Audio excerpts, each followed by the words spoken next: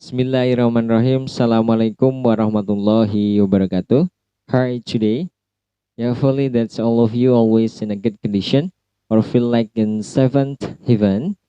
Welcome to my teaching actually with me Mr. Dimas in Indonesia English translation subject, and especially for this meeting at the second meeting, we are going to discuss about Indonesia English translation course 1. We're going to discuss about definition of translation, processes of translation, and the last one is quality of translation or criteria of good translation.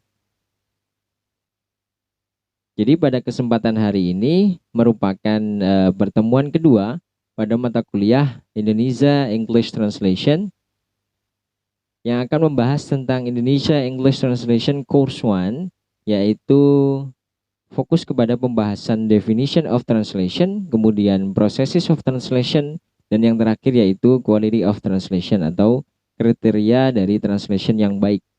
Seperti itu. Silahkan di-download terlebih dahulu materi yang sudah saya upload di laman LMS dengan topik yaitu Indonesia English Translation Course 1. Lalu lakukan multitasking sembari menyimak video ini, juga membuka file materi tersebut agar mudah untuk memahami. Then let's open the first slide over there. Silahkan dibuka slide pertama pada file Indonesia English Translation Course 1. Untuk slide pertama di sana tertulis Indonesia English Translation Course 1. Terdapat 3 bahasan yaitu definisi translation, kemudian proses translation, dan yang terakhir adalah kualitas dari translation. Kemudian saya tempatkan juga sebuah quote harian di sana. I put the special quotes for today over there. Di sana tertulis, life is more than a problem to be solved. It is a journey to be experienced. Yang artinya adalah hidup adalah lebih dari sebuah masalah untuk diselesaikan, namun juga hidup adalah sebuah perjalanan yang harus dialami dan juga dianggap sebagai pengalaman. Seperti itu. Moral value atau pesan yang dibawa dalam quotes harian tersebut adalah, jadi jangan pernah anggap hidup ini sebuah beban ya. Kemudian dalam hidup tentunya juga banyak masalah, problem yang terjadi, dan jangan pernah anggap masalah atau hidup itu sebuah beban, tapi anggaplah hidup dan masalah itu sebagai tantangan. Karena akan berbeda motivasi yang tertanam dalam diri kita ketika kita persepsi terhadap masalah atau kehidupan itu berbeda. Ketika kita menganggap hidup ini atau masalah yang terjadi dalam hidup ini, tugas-tugas misalkan beban kerja dan lain sebagainya yang terjadi dalam hidup ini adalah sebuah beban, maka kita akan cepat untuk menyerah. It's going to be easy for us to be give up. Tetapi ketika kita menganggap semua itu adalah tantangan or challenge, if we consider that one is a challenge for us to be solved, so we can keep our spirit. Kita akan bisa menjaga semangat kita untuk menghadapi semuanya. Seperti itu. Karena kita yakin ketika kita menganggap sebuah masalah itu sebuah tantangan, berarti yang namanya tantangan harus kita selesaikan. Dan ketika selesai, kita percaya bahwasanya ketika kita bisa menyelesaikan sebuah tantangan tersebut, kita percaya kita akan naik satu level. Jadi artikan masalah, tugas, dan hidup itu sebagai tantangan, bukan sebagai beban. That's about my suggestion for you all for today. And then we carry on to the next slide. Lanjut kepada slide kedua. So just open the second slide over there about a definition of translation. Definisi dari translation. Untuk slide pertama membahas tentang definisi dari translation. I put 4 experts over there. Saya tempatkan 4 expert di sana. Yang pertama dari Newmark, yang kedua dari Larson, kemudian Catford, dan yang terakhir dari Bell. Disusul kemudian kesimpulan dari saya di sana. Well, yang pertama yaitu dari Newmark 1988, page 5 states that translation is rendering the meaning of a text into another language in the way that the author intended the text. Jadi Newmark menganggap bahwasanya translation adalah proses rendering, yang menerjemahkan ya, menerjemahkan makna suatu teks atau mentransfer makna dari suatu teks ke dalam bahasa lain sesuai dengan maksud penulisannya. Kemudian disusul dengan Larson.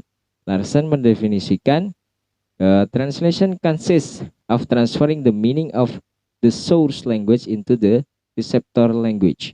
Translation itu terdiri dari proses mentransfer meaning. Jadi yang ditransfer itu adalah meaning, makna dari bahasa sumber kepada bahasa reseptor atau bahasa penerima.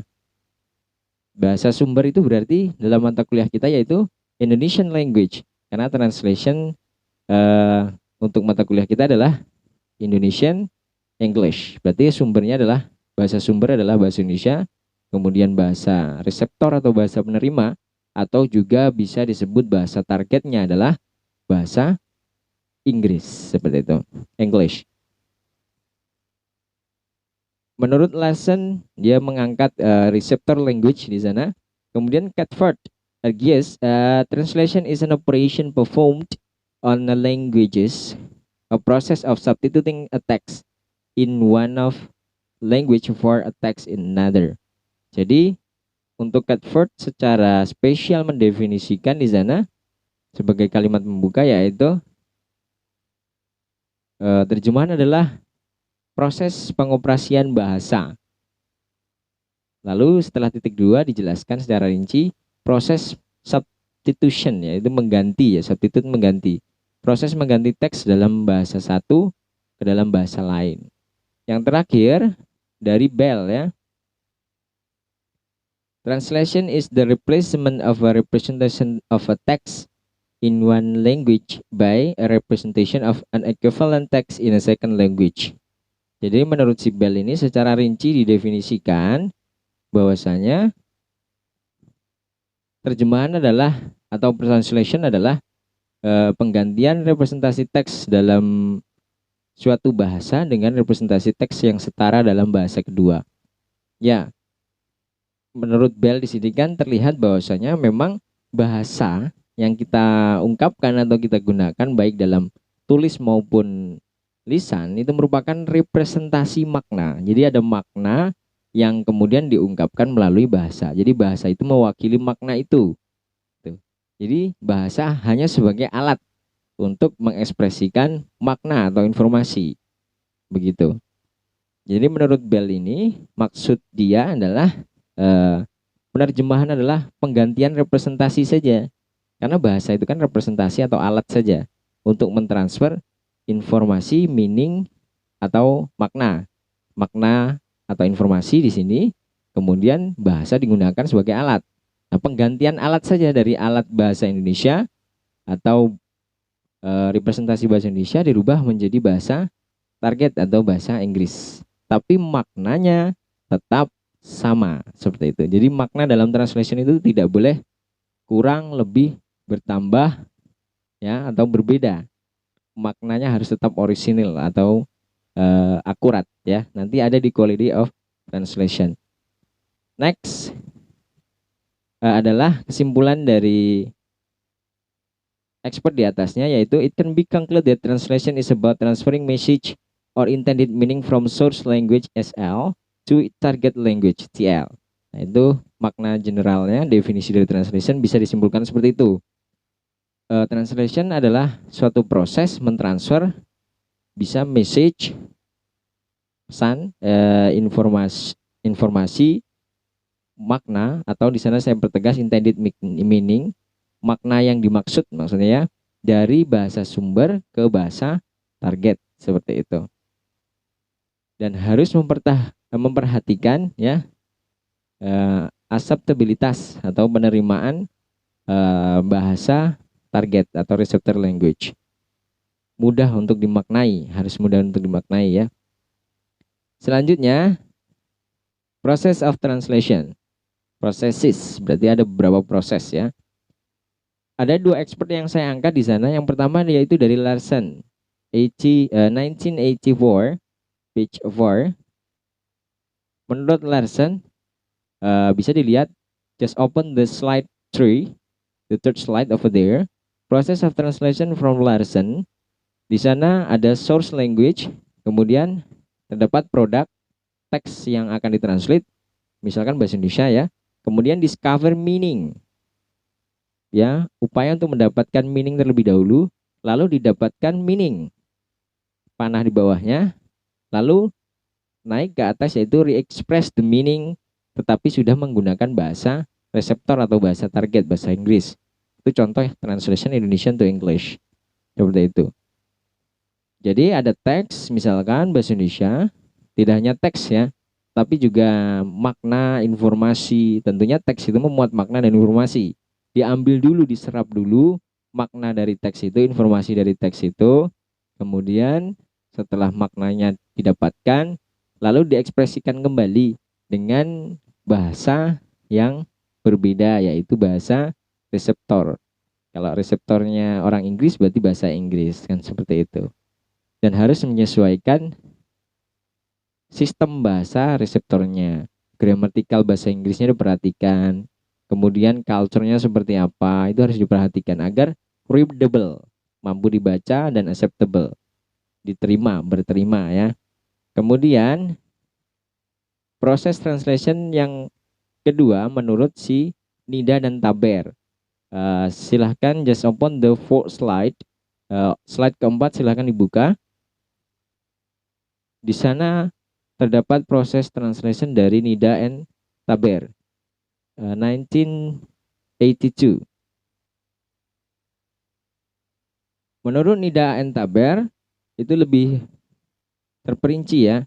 Ada 3 proses umum ya.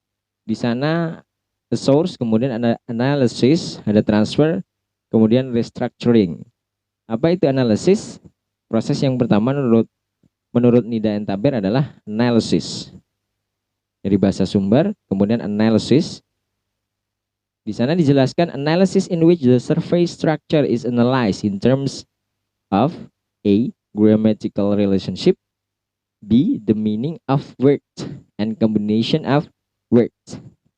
Jadi ada proses analisis terlebih dahulu antara source dan receptor language. Misal antara Indonesia dan English dalam mata kuliah kita. Proses analisa ini ketika seseorang ingin mentransfer dari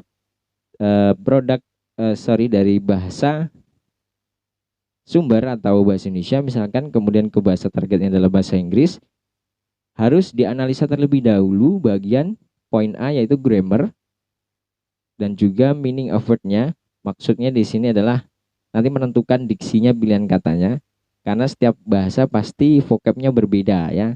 Sistemnya juga berbeda, culture-nya juga berbeda. Kemudian sintaksisnya juga, combination of word itu sintaksisnya. Seperti subject plus verb plus object or complement itu masuk kepada sintaksis. Untuk grammar relationship, saya berikan contoh untuk misalkan perbandingan bahasa sumber bahasa Indonesia, bahasa target bahasa Inggris ya.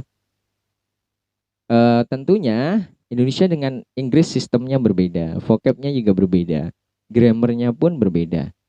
Ketika kita ingin mengucapkan dalam bahasa sumber bahasa Indonesia, dia laki-laki bermain bola, seperti itu saja. Tetapi dalam bahasa Inggris ada aturan grammarnya. Dia laki-laki bermain bola, misalkan he plays football, ada penambahan ses ya ketika aturan present. Saya yakin sudah paham semua. Ketika berbicara aturan present tense, subjeknya adalah kata ganti orang ketiga tunggal, maka verbnya harus ditambahkan ses untuk kalimat verbal ya. Jadi he plays football, ada tambahan s. Dalam bahasa Indonesia tidak ada aturan dia bermain, tidak ada. Jadi gramatikalnya diperbandingkan terlebih dahulu. Kemudian juga misalkan dalam bahasa Indonesia tidak ada mereka adalah berbeda dengan dia laki-laki adalah. Dalam bahasa Inggris ada perbedaannya. She is, he is, kemudian they harus menggunakan are karena jamak. Dalam bahasa Indonesia, mau mereka, dia, ataupun di laki-laki maupun perempuan, itu semuanya menggunakan adalah, sama saja. Itu perbandingan saja. Dan tidak ada juga perbedaan dia laki-laki dan dia perempuan dalam bahasa Indonesia. Semua dia kan seperti itu. Kalau dalam bahasa Inggris, he dan she. That is the real example, I mean. Kemudian meaning of the words. Karena memang bahasa juga berbeda. Penentuan diksi itu penting dalam translation. Pemilihan diksi dalam bahasa Inggris, misal targetnya bahasa Inggris. Seperti dalam bahasa Indonesia, kita mengatakan makan siang. Sarapan itu makan pagi. Berarti ada vocab tersendiri dari Indonesia yaitu sarapan. Makan siang, makan ditambah waktunya siang. Kemudian makan malam, makan plus malam, makan malam. Dalam bahasa Inggris tidak bisa secara original kita translate bahasa Indonesia itu makan siang, for the example, afternoon eating, itu nggak bisa. Atau night eating, makan malam. Karena mereka memiliki vocab tersendiri yaitu lunch, makan siang, dan dinner, makan malam. Itu contoh. Kemudian sisi sintaksisnya juga pasti berbeda. Kemudian yang kedua langsung saja proses transfer. Nah, transfer ini adalah pentranslitan dari bahasa satu ke bahasa dua, dari bahasa source, sumber, ke reseptor atau target. Kemudian yang terakhir yaitu restructuring, yaitu merestruktur kembali. Restructuring in which the transferred material is restructured in order to make the final message fully acceptable in the receptor language. Jadi untuk make sure kembali, direstruktur kembali, dicek grammarnya sesuai dengan sistem bahasa Inggris, bahasa target, bahasa reseptornya. Agar acceptable atau berterima dengan reseptor. Kalau kita mentranslate Indonesia to English, berarti reseptornya siapa? Orang Inggris, native speaker. Kita harus menyesuaikan sistem bahasa Inggris, grammar bahasa Inggris, culture bahasa Inggris, agar acceptable diterima oleh si pendengar atau pembaca, yaitu targetnya adalah native speaker. Seperti itu. Selanjutnya, the next slide, fifth slide, just open the slide 5 or the fifth slide over there, quality of translation. Nah, translation juga memiliki kualitas. Penting bagi kita tahu quality of translation atau quality assessment of translation agar kita paham kriteria translation yang baik itu seperti apa, sehingga kita nanti mampu memproduksi produk translation dari bahasa sumber ke bahasa target dengan baik dan benar. Ya, dengan mengetahui kriteria translation yang baik. Di sana saya katakan a good translation has to transfer the message from the source language to the target language very well, although both languages have different systems. Translation yang baik harus mentransfer pesan, informasi maupun makna dari bahasa sumber ke bahasa target dengan baik, meskipun kedua bahasa tersebut memiliki sistem yang berbeda. Lalu ada expert di sana, Larson mention the characteristic of a good translation. Jadi menurut Larson ada beberapa karakteristik translation, yaitu yang pertama, using normal style of recipient language. Menggunakan normal style yang normal dari bahasa target atau bahasa menerima. Kemudian communicating the same meaning to the recipient language which is also understood by the speaker of the source language. Mengkomunikasikan makna yang sama kepada bahasa target. Jadi makna itu tidak boleh berubah. Makna dari bahasa sumber diadopsi kemudian ditransfer ke bahasa target, tidak boleh berubah maknanya. Namun hanya bahasanya saja yang berganti, seperti itu. Makna harus akurat, tidak boleh kurang, tidak boleh lebih. Ya. Atau tidak boleh berubah juga. Yang terakhir yaitu maintaining the original text of the source language dynamics. Mempertahankan, maintaining original text. Jadi ketika mungkin ada sebuah teks dari bahasa sumber, kita harus translate ke dalam bahasa target, misalkan bahasa Inggris, Indonesia to English. Jadi originalitas dari teks ini harus kita pertahankan. Misal itu sebuah naratif teks, deskriptif teks misalkan, struktur dari teksnya tetap kita pertahankan, informasinya tetap kita pertahankan, originalitasnya, alurnya, teksnya tetap kita pertahankan. Tuh. Kemudian next slide ke-6 itu kembali membahas quality of translation, tapi berdasarkan pertimbangan dari quality assessment criteria. Saya katakan di sana, much deeper the quality of translation can be recognized from translation quality assessment criteria as follows. Jadi kualitas dari translation itu bisa dikenali juga dari teori translation quality assessment atau penilaian kualitas translation. Yang pertama yaitu accuracy. Jadi translation itu harus akurat.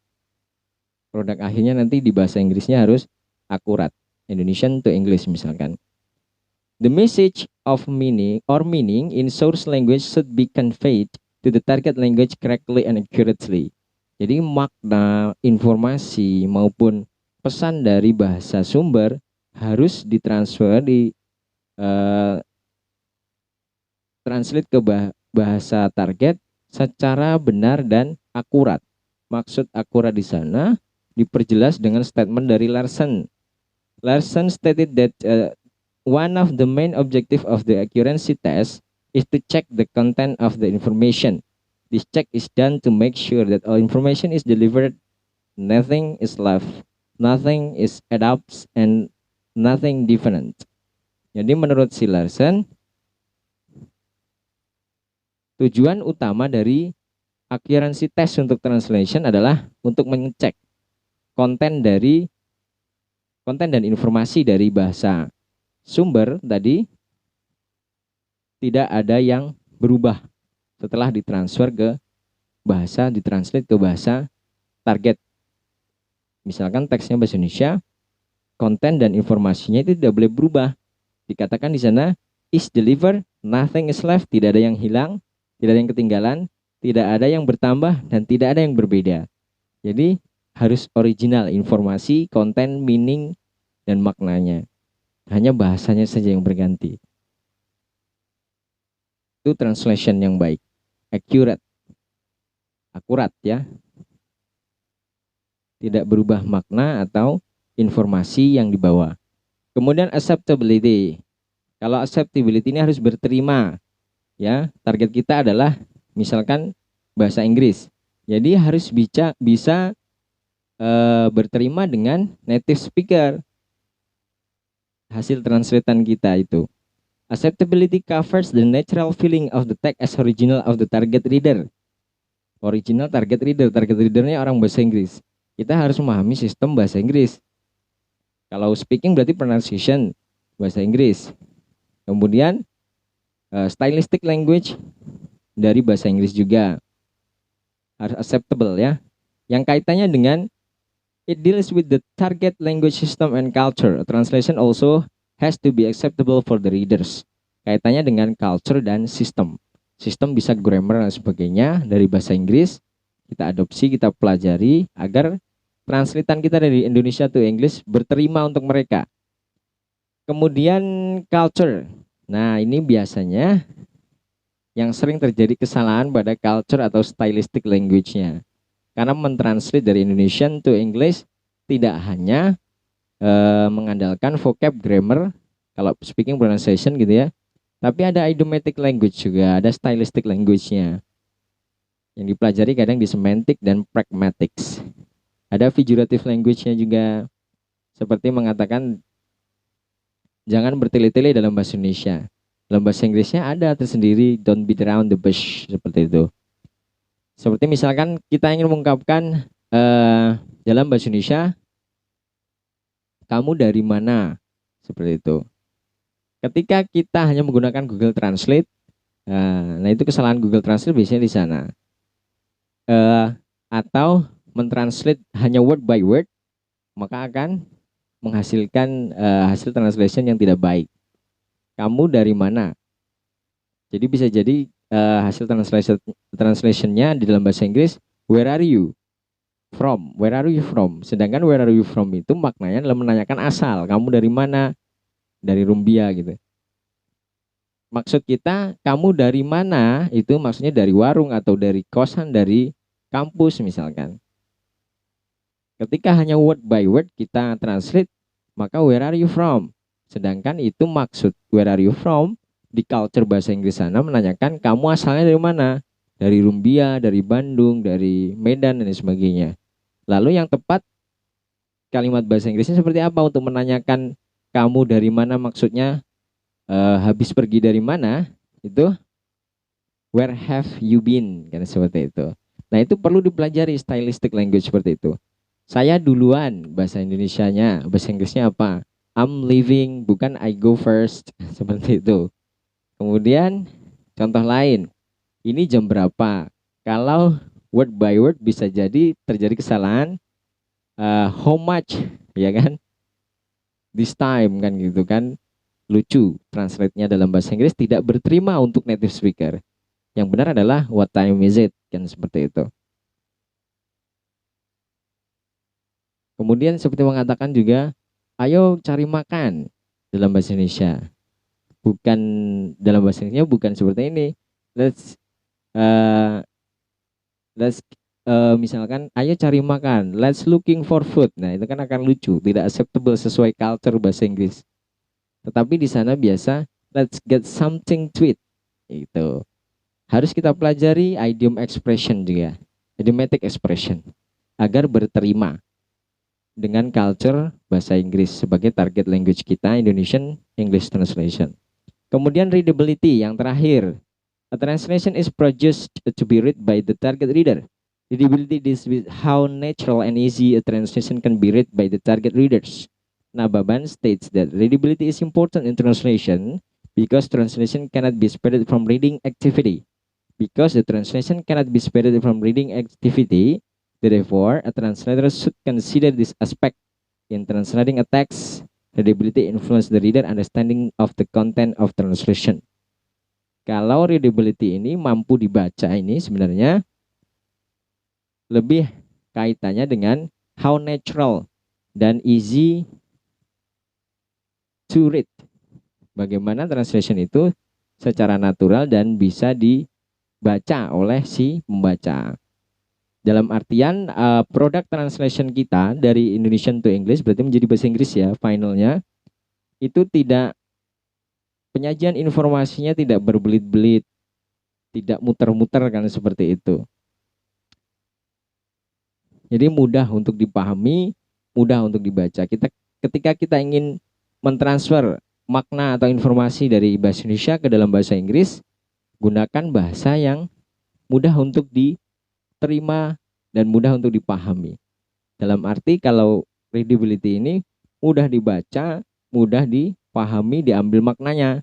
Jadi tidak muter-muter, tidak out of context, dan tidak too much. Itu makna readability.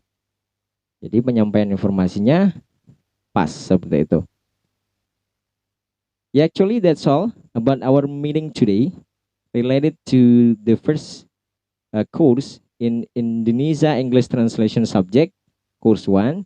We have discussed about definition of translation, process, and also quality of translation. Actually, thank you for the great attention. The last say, wassalamualaikum warahmatullahi wabarakatuh.